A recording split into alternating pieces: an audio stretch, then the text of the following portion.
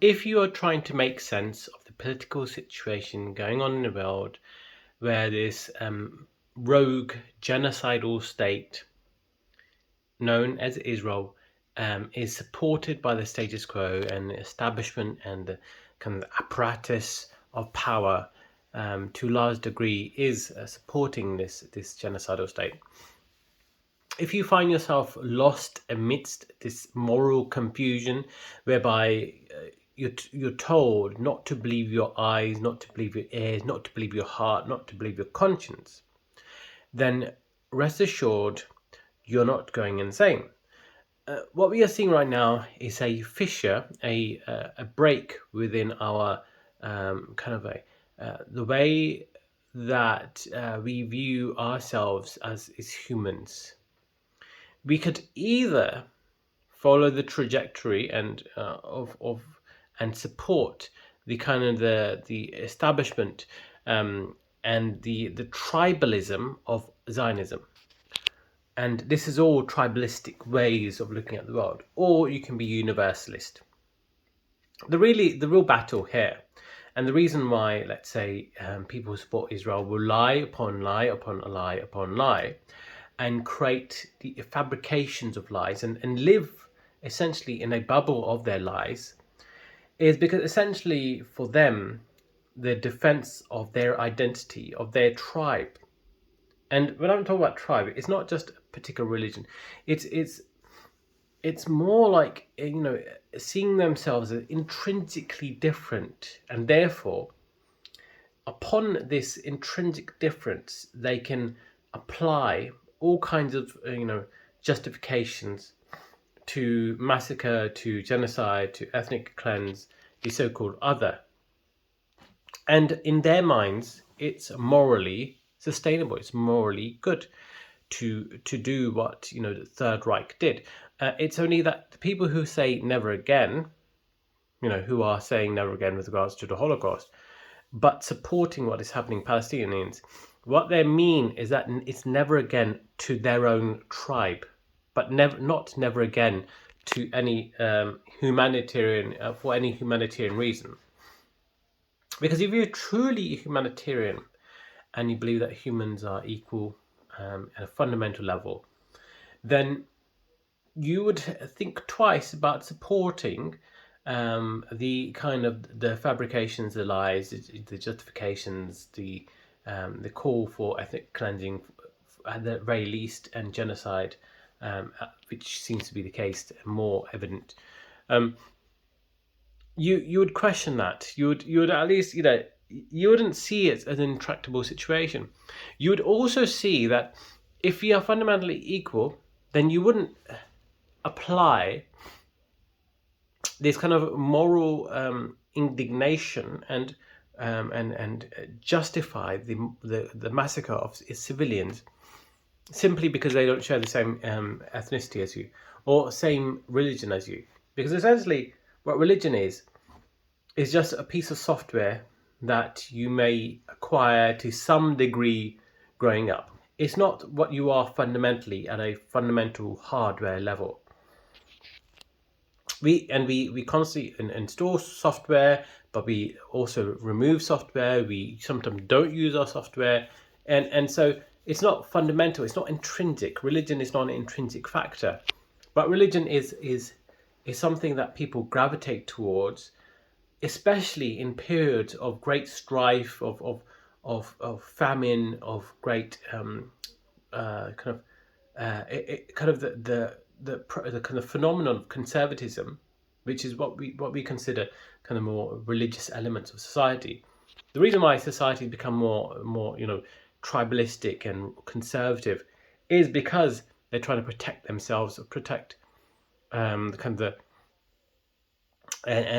trying to come together in a kind of a single unit to defend themselves against some opposing oppressive entity, or they themselves become the oppressors. But unfortunately, the tribalists cannot see why, let's say, the Islamic Republic of Iran became conservative following the coup of the democratically elected, the liberal, the pro-feminist, the person who wanted to nationalize his own oil, the person who was all about, the advancement of Iranians and Persians, the original term, in a way that kind of turns them into a superpower. People don't make the connection that this is something consequential to what happened in 1953 and 1954. And people who would who'd retort to this and say, "Oh, it happened so many years ago," would also play a completely different song when it comes to the blood and soil argument justification used for Jew or Zionist Jews to go back to their own land in the Middle East. Only that they don't believe anything meaningful. And furthermore, this blood and soil argument that this land belongs to a certain ethnic tribe of people is complete hogwash. It's complete self-serving narratives designed to just justify the heinous crimes of humanity. None of this is justifiable, and it's not based on your own experienced reality. It's not based on reality. It's based on indoctrination from generation to generation to generation, and it all comes down to the ego. A universalist knows that ultimately all these decisions are made from a psychological point of view, not rather than an intrinsic tribalistic point of view. People gravitate towards tribes for whatever psychological reason, whether fear, whether it's some sort of indoctrination, whether it's a feeling or want to feel belonging to a civilization, to a kind of a culture or entity, or feel like this is something that tethers them to a community. But a universalist knows that it's not an intrinsic quality, but rather a psychological quality.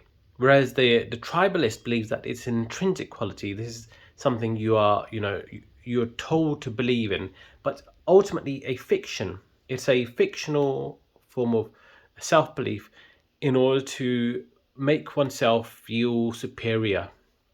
And Zionists are not just racists, they're also supremacists too. These are two sides of the same coin. This is why they're not that different to the very entity that they thought they were against in World War II, the Third Reich.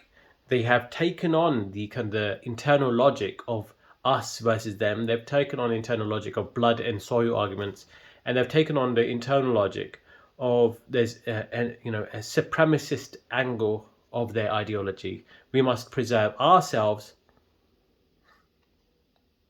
and this might mean the exclusion, the eradication of another people, to the degree that is feasible. That is, that won't alienate them completely, because of course we're living in a modern world. We're living in a liberal, liberalized world. If Israel wants to do what it wants to do, which is complete, genocide every Gaza in one day, obviously that would not look good for them in the real world, and it wouldn't present the image for them that they want to present for a long-term pragmatic view of maintaining these international trade agreements with other countries, and they wouldn't be able to present a PR exercise and present themselves as the morally superior or the most moral army in the world. They wouldn't get the benefit of the doubt because it'd be so obvious. But right now what they're doing is close enough to that it you'd have to be pretty ignorant, or you'd have to be a liar, ignorant, or simply just dim-witted or hateful to believe that what Israel is doing is not an intentional mass slaughter campaign or ethnic cleansing campaign in order to maintain this utopian vision of this state for a people given and promised by God, which is absurd. Why would God, even when this religion was invented, there was no consideration for people of other religions or people from other parts of the world.